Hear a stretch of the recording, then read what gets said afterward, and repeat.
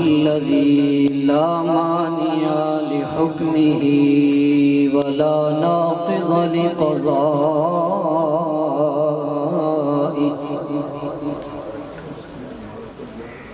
أما بعد فأعوذ بالله من الشيطان الرجيم. بسم الله الرحمن الرحيم. ورفعنا لك ذكرك. صدق الله مولانا العظيم. وبلغنا رسوله النبي الكريم الأمين ببركة إن الله وملائكته يصلون على النبي يا أيها الذين آمنوا صلوا عليه وسلموا تسليما. بآواز بلند درود پاک الصلاة والسلام عليك سيدي يا رسول الله وعلى آلك وأصحابك يا حبيب الله. الصلاة والسلام عليك سيدي يا رسول الله وعلى آلك وأصحابك يا خاتم النبيين.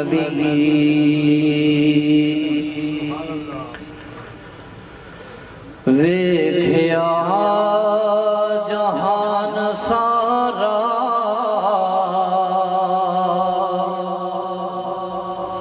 آپ دی مثال کوئی نہیں. ویکھیا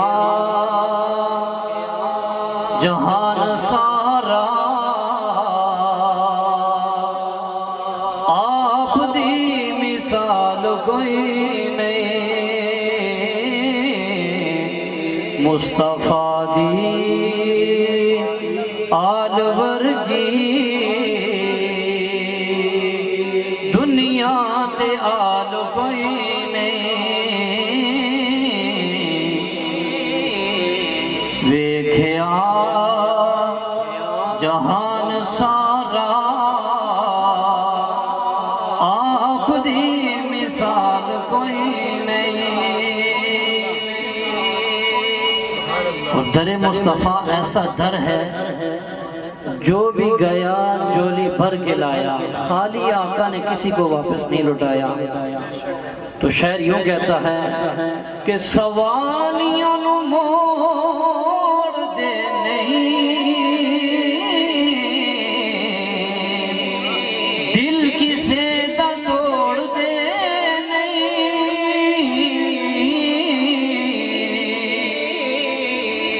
یارو سوالیاں نو موڑ دے نہیں،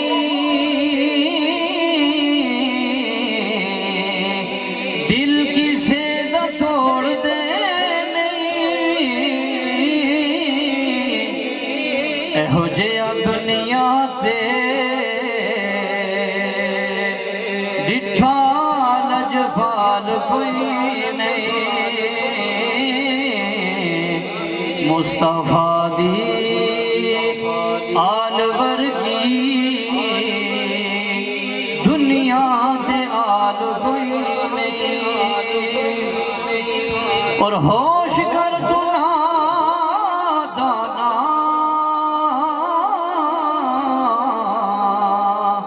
کر حیات بن سیانا. ارے مصطفیٰ تے مصطفیٰ نے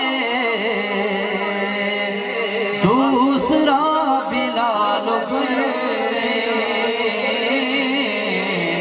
مصطفیٰ تے مصطفیٰ نے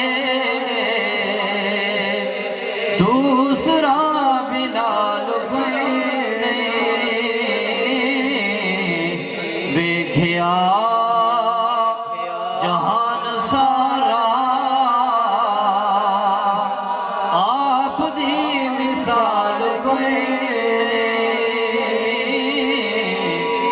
مصطفیٰ دی آل ورگی دنیا تے آل نعرہ تکبیر، نعرہ رسالت، نعرہ تحقیق، نعرہ حیدری۔ سامعین کی نگاہ پہلے گزارش کی تھی کہ چونکہ ہر چیز کا ایک انتہائی عزتوں کے لائق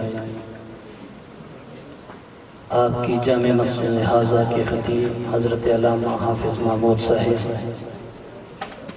اور خطہ آزاد کشمیر کی خوبصورت آواز جناب اقتدار احمد سبحانی صاحب، سٹیج پہ تشریف فرما، علماء کرام مجلس کے اندر، بزرگوں، نوجوانوں، عزیز بچوں، اللہ پاک ہم سب کی حاضری کو قبول فرمائے۔ السلام علیکم ورحمۃ اللہ وبرکاتہ۔ آج کی جو محفل ہے اس کی نسبت جو ہیں وہ دو ہیں، ایک نسبت ہے محفل میلاد اور دوسری نسبت ہے ایصال ثواب۔ احباب عزیزگار دونوں کے اوپر مختصر سی گفتگو آپ کی سماعتوں کی نظر کروں گا، توجہ فرمائیے گا۔ جو آیا مقدسہ پڑھی، رب کائنات فرما رہا ہے وَرَفَعْنَا لَكَ ذِكْرَكَ، اے محبوب ہم نے آپ کی خاطر آپ کے ذکر کو بلند کیا۔ اب یہ ذکر بلند کرنے والے خود رب کائنات ہے، اللہ کی ذات ہے، اور ذکر مصطفیٰ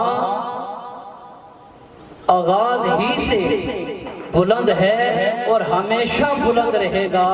معزز سامعین ذی وقار، آج ہم یہاں آقا کی ولادت کی خوشی منا رہے ہیں، اللہ اور اس کے حبیب کے ذکر کی محفل کو سجائے بیٹھے ہیں۔ یہ ذکر ازل سے ہے، ابد تک رہے گا۔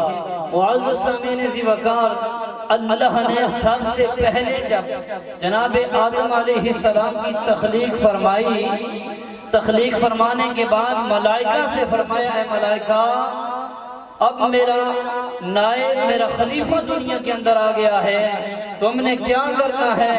اس کی تعظیم میں، اس کی تقریب میں اسے سجدہ کرنا ہے۔ یہ کون کہہ رہا ہے؟ اللہ فرما رہا ہے ملائکہ سے۔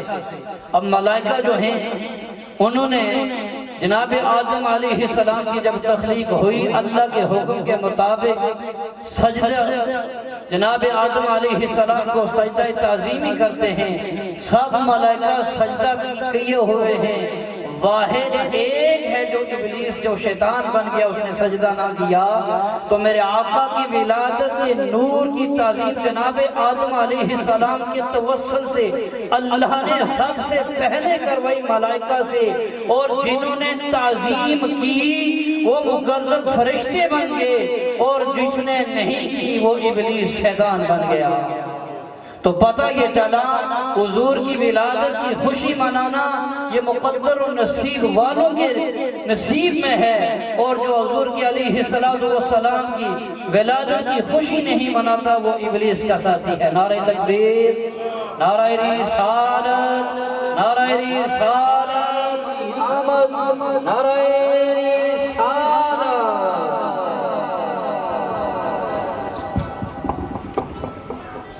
ماشاءاللہ ہماری محفل میں تشریف لائے ہیں جناب محترم انتہائی عزتوں کے لائق پیر ذکر دبر شریعت جناب میاں عابد صاحب متجل العالی، اور جناب محترم میاں ظفر صاحب تشریف لائے۔ آپ کو اہلاً و سہلاً مرحبا خوش آمدید کہتے ہیں۔ افضل الغرض، یہ ذکر افضل ہے، ذکر اعلیٰ ہے، جس جگہ اور جس مقام پر ہو وہ جگہ اور مقام بھی افضل ہو جاتے ہیں۔ احباب ذی وقار،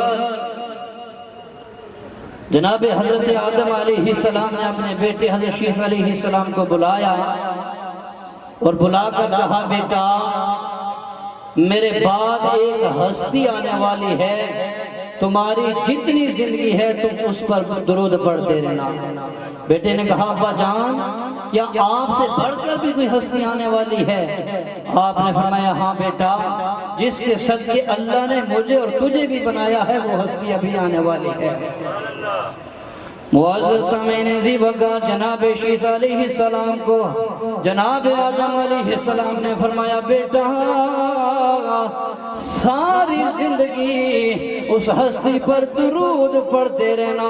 معزز سامعین زی وقار جو آقا کی ذات پر درود پڑھتا ہے درود کی برکت سے اللہ اسے دنیا میں بھی عزتیں عطا فرماتا ہے، روز محشر بھی مقام اور مرتبہ عطا فرمائے گا۔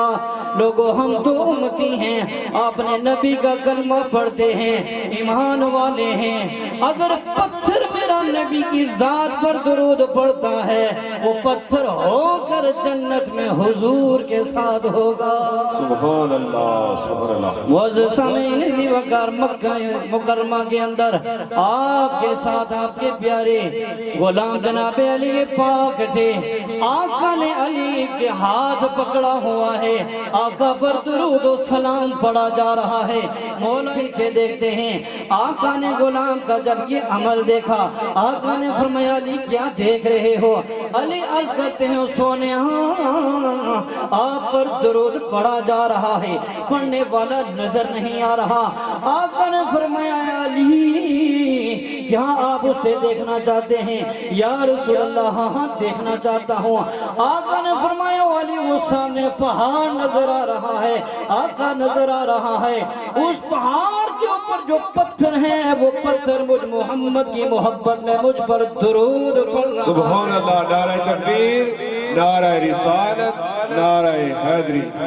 معزز سامعین زی وقار وہ پتھر ہو کر آقا پر درود پڑے، آقا اس کا درود سن رہے ہیں، اس کا پڑھا ہوا درود حضور کی بارگاہ میں اس شان سے قبول ہو۔ آقا نے فرمایا یہ احد پہاڑ مجھ سے محبت کرتا ہے، میں محمد بھی اس سے محبت کرتا ہوں، کل یہ جنت میں احد پہاڑ مجھ محمد کے ساتھ ہوگا۔ سبحان اللہ سبحان اگر وہ پتھر ہو کر آقا کی ذات پر درود پڑے محبت میں تو وہ جنت میں جا سکتا ہے، تو آج حضور کا امتی حضور کی محبت میں درود پڑے تو بدرجہ اولا انشاءاللہ جنت میں جائے گا۔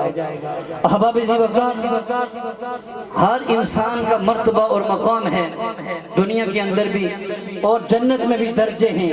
اللہ کے محبوب نے فرمایا بروز محشر جنت جب ہوگی، جنت میں وہ شخص میرا اتنے ہی قریب ہوگا جتنا اس دنیا میں رہ کر مجھ پر درود پڑا ہوگا۔ تو اس لیے محبت سے پڑھ لیجئے الصلاۃ والسلام علیکہ سیدی یا رسول اللہ وعلی آلکہ واصحابکہ یا حبیب اللہ۔ معزز سامعین زی وقار آج ہم حضور علیہ السلام کے ذکر کی مجلس کو سجائے بیٹھے ہیں۔ معزز سامعین زی وقار اللہ کے محبوب نے اپنی امت کو کتنا یاد رکھا ہے، ہر موقع پر ہر جگہ پر اللہ کے حبیب نے اپنی امت کو یاد رکھا۔ آقا معراج کی بلندیوں پہ جا رہے ہیں، امت کو نہیں بھولے، غار میں گئے امت کو نہیں بھولے، الغرض میرے آقا جہاں بھی گئے امت کی یاد ستا رہی ہے۔ ہم وقت اللہ کی بارگاہ میں یہی دعا ہے، مولا میری گناہگار امت کو بخش دے، میری گناہگار امت کو بخش دے، کیونکہ آقا کے سامنے جب امت کے اعمال رکھے گے آقا جان گے کہ میری امت بڑی گناہگار ہوگی۔ گناہگار امت کا اتنا غم میرے آقا ہر جگہ یہی کہتے ربی حب لی امتی۔ سبحان اللہ۔ معزز سامعین زی وقار چونکہ یہ محفل اصحال ثواب کے لیے بھی ہے، معزز سامعین زی وقار وہ وقت یاد کریں جب آقا امت کی یاد میں تنہائی اختیار کر لیتے ہیں، وہ صحابہ جو ایک لمحہ والضحیٰ کا چہرہ نہ دیکھتے تڑپ جاتے، بے تابی ہو جاتی۔ اللہ اکبر، ان کے درمیان سے چہرہ مصطفیٰ کہیں دور چلا گیا ہے۔ صحابہ دوسرے کو پوچھ رہے ہیں آقا کدھر گئے ہیں؟ آقا نظر نہیں آ رہے۔ جھمگیاں شروع ہو گئی، آقا نظر نہیں آ رہے۔ پتا چلا کہ آقا کہیں بیابانوں میں صحراؤں میں امت کے غم میں رو رہے ہیں۔ جناب صدیق اکبر سب سے پہلے پہنچے، آقا کے قدموں میں جا کر حاضر کرتے ہیں۔ آقا غلام حاضر ہے، آقا صدیق حاضر ہے، سر سجدے سے اٹھائیے۔ آقا سر سجدے سے نہیں اٹھا رہے۔ جناب عمر فاروق حاضر ہوتے ہیں، عمر حاضر ہے، یا رسول اللہ سر سجدے سے اٹھائیے۔ جناب عثمان حاضر ہوتے ہیں، مولا کائنات حاضر ہوتے ہیں۔ الغرض حضور کے سارے غلام حضور کی بارگاہ میں حاضر ہو کر عرض کرتے ہیں یا رسول اللہ سر سجدے سے اٹھائیے، کیا منظر ہے، کیا واقعہ ہے، کیا وجہ ہے؟ آج اللہ کا حبیب سر سجدے سے نہیں اٹھا رہا۔ معزز سامعین ذی وقار، ہر بات اختیار کر لیا گیا، لیکن آقا سر سجدے میں رکھ کے یہی کہہ رہے ہیں ربی حب لی امتی۔ امت کا غم ہے، امت کا خیال ہے، امت کی بخشش کے لیے رب سے دعائیں مانگی جا رہی ہیں۔ جناب فاطمہ کی بارگاہ میں پیغام بھیجا گیا، اے امام الانبیاء کی لخت جگر، بابا کی لخت جگر، آئیں آپ آئیں، ہو سکتا ہے آپ کے آنے سے جناب رسول اللہ سر سجدے سے اٹھا لیں۔ نعرہ تکبیر، نعرہ رسالت، نعرہ تحقیق، نعرہ حیدری، شان عظمت مصطفیٰ، علماء اہل سنت، سرکار کی آمد، سرکار کی آمد، منٹھار کی آمد، حضور کی آمد، نور کی آمد، آمد مصطفیٰ۔ تو معزز سامعین ذی وقار، جناب حضرت فاطمہ چند مکہ کی عورتوں کے درمیان اپنے بابا جان کی خدمت کے لیے حاضر ہوتی ہیں۔ آ کر عرض کرتی ہیں بابا جان آپ کی لخت جگر آ گئی ہے، فاطمہ آ گئی ہیں، آپ کی بیٹی آ گئی ہیں، سر سجدے سے اٹھائیے۔ آقا سر سجدے سے نہیں اٹھا رہے۔ اللہ اکبر، بیٹی نے دیکھا بابا امت کے غم میں رو رہے ہیں۔ جناب فاطمہ اللہ کی بارگاہ میں عرض کرتی ہیں مولا آج تک فاطمہ کا غیر محرم نے ایک بال تک نہیں دیکھا، اگر آج میرے بابا نے سر سجدے سے نہ اٹھایا تو میں یہ اپنی تطہیر والی چادر، یہ پاکیزہ چادر، یہ عظمت والی چادر، یہ حیا والی چادر فاطمہ اپنے سر سے اٹھانے لگی ہے۔ اللہ اکبر، یہ جملہ کہنا تھا، جناب جبرائیل کو حکم ہوا او جبرائیل فوراً جاؤ میرے محبوب سے کہہ دو سر سجدے سے اٹھاؤ۔ فاطمہ کی چادر کا ہمیں اتنا حیا ہے، ہم قیامت کے دن آپ کو اتنا عطا کریں گے کہ آپ راضی ہو جائیں گے۔ سر سجدے اسے اٹھائیں، ہم نے آپ کی امت کی بخشش کا اعلان کیا ہے۔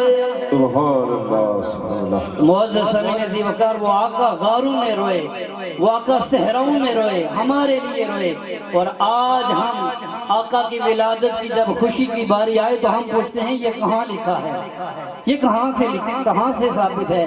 جس کا کلمہ پڑا اس کی ولادت کی خوشی میں دلیل مانگی جا رہی ہے۔ ارے جس کے ہاں بیٹا پوتا پیدا ہو پورا کنبہ قبیلہ برادری والے خوشی مناتے ہیں، یہ کہاں لکھا ہوا ہے؟ تو معزز سامعین ذی وقار، یہ ساری خوشیاں، یہ ساری عزتیں حضور صلی اللہ تعالی علیہ وسلم کے صدقہ سے ہیں۔ احباب ذی وقار، اصال ثواب کی حوالہ سے آخری بات کر کے اجازت چاہوں گا۔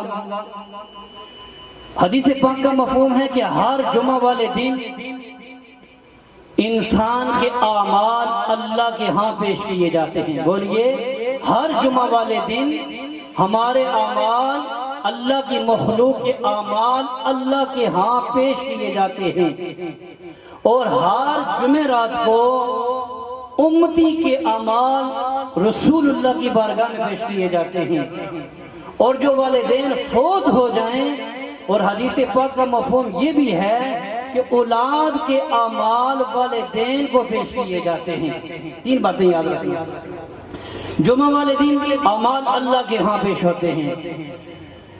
تو احباب ذی وقار، جب جمعہ والدین ہمارے اعمال اللہ کے محبوب نبی کے اعمال اللہ کی بارگاہ میں پیش ہوتے ہیں، جو اعمال نیک ہوتے ہیں، ان اعمال کو اللہ فرشتوں کے سامنے رکھ کر فرماتا ہے، او ملائکہ تم کہتے خون ریزی کرے گا، یہ افراد تفریق پھیلائے گا، دیکھو اس انسان کے کتنے اعلیٰ اعمال میری بارگاہ میں آئے ہیں۔ وہ فرشتوں کے درمیان فخر کرتا ہے۔ معزز سامعین ذی وقار، امتی کے اعمال جب گنبد خضرا کے مکی کے سامنے پیش کیے جاتے ہیں، اگر اچھے اعمال ہیں، نیک اعمال ہیں، تو رسول اللہ گنبد خضرا کے اندر اپنے امتی پر راضی ہوتے ہیں، اور احباب ذی وقار جن کے والدین فوت ہو جاتے ہیں، جب ان کے ہاں اعمال پیش کیے جاتے ہیں اولاد کے، تو والدین قبر کے اندر خوش ہوتے ہیں۔ تو احباب ذی وقار، جب نیک اعمال اللہ کے ہاں پیش ہوئے، اللہ نے فرشتوں کے درمیان فخر کیا، ناز کیا کہ میرے بندے کے کتنے اچھے اعمال پیش کیے گئے ہیں۔ رسول اللہ کی بارگاہ میں جب پیش کیے گئے، وہاں حضور اپنی قبر انور میں خوش ہوتے ہیں۔ اللہ اکبر، جب والدین کے سامنے اچھے اعمال پیش کیے جائیں تو وہاں والدین خوش ہوتے ہیں، ادھر ملائکہ مبارک دیتے ہیں، او بندہ تجھے مبارک ہو، تیرے اعمال نیک آئے ہیں۔ ادھر والدین کو وہ قبروں والے مبارک دیتے ہیں، تجھے مبارک ہو، تیری اولاد کے نیک اعمال آئے ہیں۔ سبحان اللہ، سبحان اللہ۔ تو آج کی مجلس سے یہ بھی بات نوٹ کر کے جائیں کہ جب ہم دنیا کے اندر اچھا عمل کرتے ہیں، کسی کا بچہ اگر کوئی میٹرک میں اچھی پوزیشن لگتا ہے، پھر آگے ڈاکٹر، انجینئر، جج، ہر درجہ، تو پھر برادری والے مثال دیتے ہیں کہ جی فلاں بھتیجا، فلاں بانجا، اس کا میں یہ لگتا ہوں کیونکہ اس نے دنیاوی اعتبار سے بڑے سٹیج پہ پہنچ چکا ہے۔ مثال کے طور پر ایک جج صاحب ہوں کسی محلے میں، تو بڑے فخر سے تعارف کرواتے ہیں کہ فلاں جج صاحب ہیں جو وہ میرے ہمسائے ہیں، وہاں ایس پی صاحب جو ہیں جی وہ میرے ہمسائے ہیں، الغرض وہاں منسٹر صاحب ہیں جی میں پرائم منسٹر کا ہمسایہ ہوں۔ یہ دنیاوی اعتبار کا ایک تعارف ہم بڑے فخر سے سینہ چوڑا کر کے تعارف کرواتے ہیں کہ ہم فلاں کے ہمسائے ہیں، وہ میرا بیٹا ہے، بھتیجا ہے، ہمسایہ ہے، گلی میں رہتا ہے، محلے میں رہتا ہے، کیونکہ دنیا میں اس نے عزت کمائی ہے۔ اور وہ والدین مبارکباد کے مستحق ہیں جو قبروں میں پہنچ چکے ہیں، جو پیچھے نیک اولاد چھوڑ کے گئے، وہاں دنیاوی ڈگری تو نہیں لیکن وہاں مردے جو اور قبر والے ہوتے ہیں وہ مبارکیں دے رہے ہوتے ہیں، تجھے مبارک ہو، تو نیک اولاد چھوڑ کے آیا ہے، اس نے تیرے لیے تحفہ بھیجا ہے۔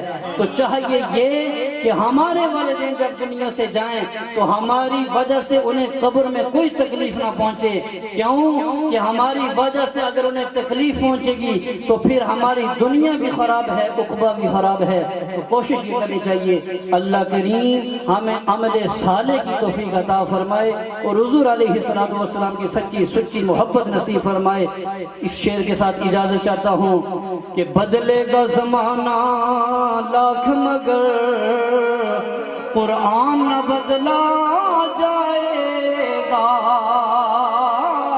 میرے سہنے کملی والے کا فرمان نہ بدلا جائے گا، اور دنیا کے مذاہب کو ہم نے کئی بار بدلتے دیکھا ہے، پر قسم خدا کی اے لوگو اسلام نہ بدلا